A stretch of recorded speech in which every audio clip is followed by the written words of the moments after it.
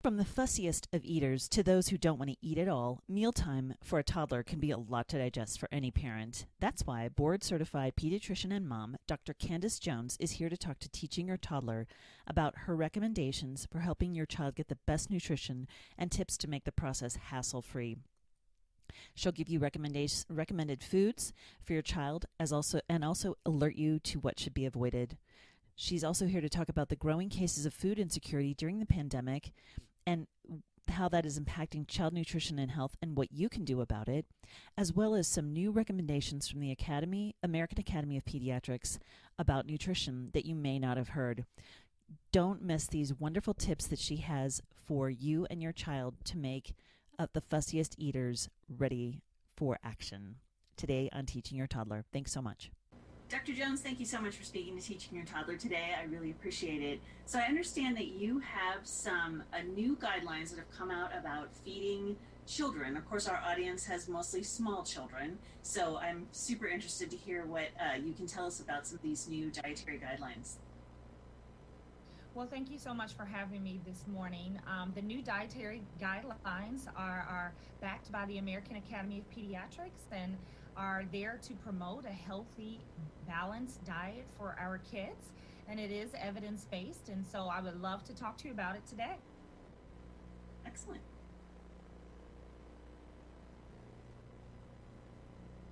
So are there some differences from like kind of the typical food pyramid or whatever that we've kind of been talking about for our kids, for our little ones? So it is based on all of our knowledge of healthy diet and well-balanced diet. And so, for example, some of the things I recommend as a pediatrician that also fall in line with these new guidelines is that in the first 6 months of life, infants should be getting breast milk only if possible.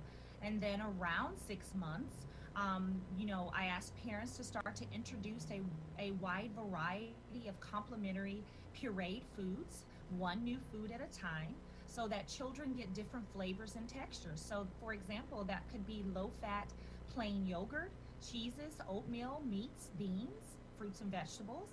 And it's also important, this is the new add to these guidelines, it's important to introduce common allergy foods like dairy, eggs, fish, nuts, because the evidence is clear that early introduction of these foods can prevent the development of food allergy. So that's something that we once advised against, but now we are recommending. Wow, yeah, that's kind of earth-shaking, honestly, is that we always try to avoid those foods for our kids, but that's great. Do you along that line a little bit, toddlers are notoriously picky eaters, so how can moms and dads kind of support that while also making sure they get enough nutrition? That's a great question because parents do, kids do struggle with that. So my first point of advice is always to model appropriate eating for your kids. Sit at the table with them, fix a healthy plate for yourself and them, and show them how to eat by doing it yourself.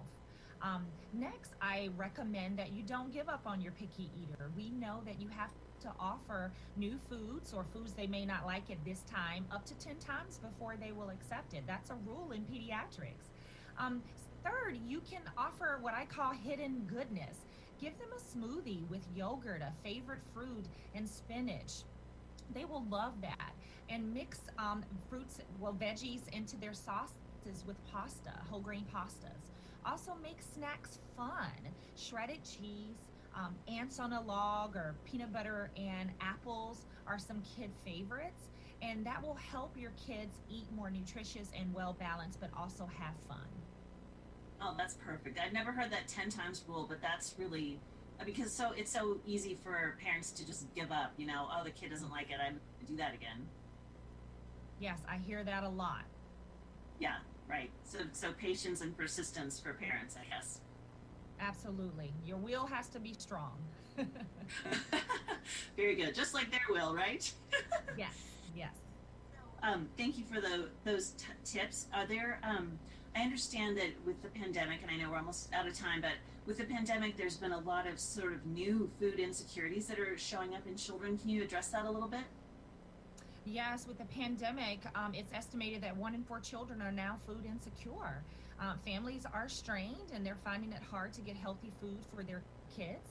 Many kids are out of school and missing a nutritious meal that they once had. So it's important for parents to know that they're not alone and talk to their pediatrician for resources, and to reach out to your local church or food pantry also for resources. Ask for help.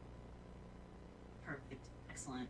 Where can parents go to find out more information about you and about feeding their child healthy food? Yes, please visit healthychildren.org. It is a website of the American Academy of Pediatrics. It's pediatrician approved, so you can trust it. And also myplate.gov will help with healthy menus, correct serving sizes for your kids, and what a healthy plate should look like.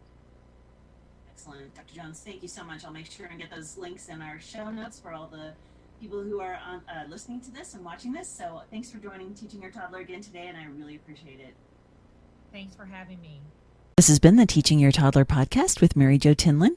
Thank you so much for joining us today. I hope you'll find us on our website at www.teachingyourtoddler.com, as well as on Facebook at Teaching Your Toddler, on Instagram, and on Twitter at Teaching Toddler. So join us again, and I hope you have a wonderful week. Thank you so much.